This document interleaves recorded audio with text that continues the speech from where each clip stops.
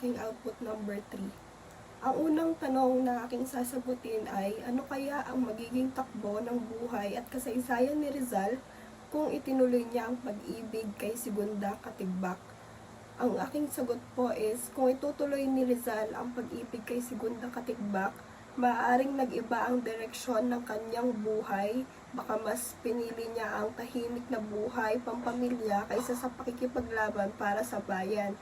Ngunit dahil hindi natuloy ang kanilang pag-ibig, mas nagkaroon siya ng pagkakataon na ituon ng sarili sa kanyang misyon para sa kalayaan ng Pilipinas.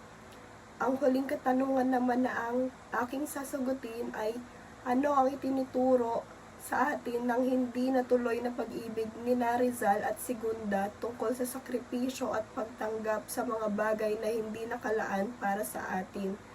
Itinuturo nito sa atin na may mga bagay, lalo na ang pag-ibig, na hindi laging natutupad ayon sa ating kagustuhan.